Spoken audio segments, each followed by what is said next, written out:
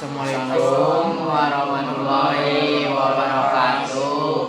Kami akan mengerjakan proyek sebelumnya atau melanjutkan proyek sebelumnya. Saya Rapanti Musa. Nama saya Robina Aprian.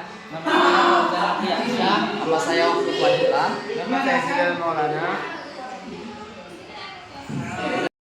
Yang pertama, kita akan menjelaskan tentang inde.html. Struktur dasar dari sebuah dokumen HTML merupakan bagian intinya adalah untuk mengatur dokumen, mendata, dan membuat resource eksternal yang dibutuhkan halaman.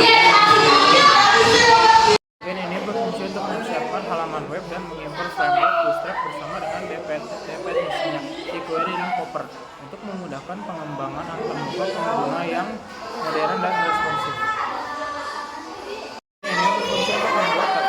Navigasi yang ditampilkan di halaman web. Tautan-tautan ini mengarahkan pengguna ke bagian halaman yang berbeda, seperti home, data, mahasiswa, dan input data. Fungsinya navclass, navbar, membuat navigator bar menggunakan Bootstrap dengan navbar expand sm. Navbar akan melebar pada layar berukuran small ke atas. Navbar dark, tulisan atau ikon berwarna cerah. Style background, memberi background hitam pada navbar. Class navbar brand, menampilkan brand atau logo di sisi kiri navbar.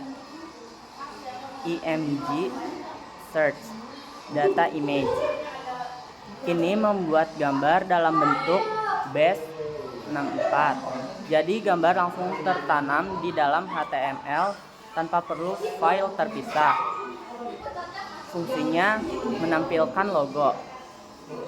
Yang kedua, fungsinya yaitu include views libs PHP, memasukkan dan menjalankan file libs PHP yang ada di folder views. Biasanya file ini berisi script JavaScript, link CDN,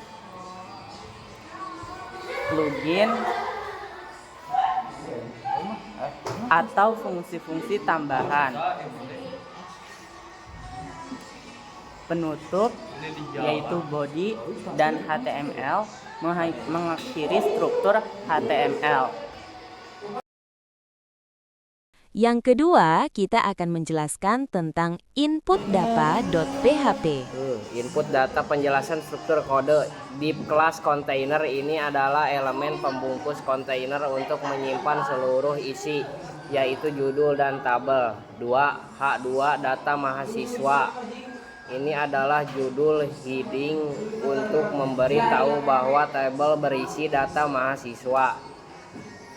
3. Table class. Tag table digunakan untuk membuat table class sama dengan table. Biasanya dipakai jika kamu ingin memberikan style lewat CSS atau framework seperti Bootstrap. Bagian table. 4. Ted. Bagian ini digunakan untuk menampung header table, yaitu judul setiap kolom. Di dalamnya ada ini seperti ini.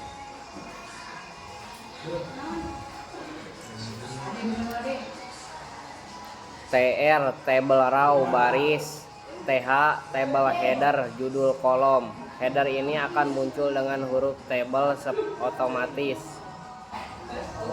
5. T-body.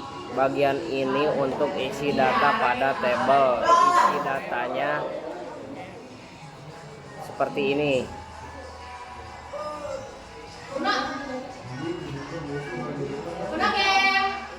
TD table data, berisi nilai atau isi sel. Baris ini menampilkan data mahasiswa. Nomor 1, nama Mamang Racing, NIM hiji 12345. Jurusan programmer. Kode tersebut adalah struktur dasar tabel HTML yang terdiri dari kontainer untuk membungkus isi, judul H2 sebagai nama tabel yang memiliki dua bagian utama, dead berisi judul kolom, no nama, nim jurusan, T-body berisi data mahasiswa 1 memeng racing 12345 programmer.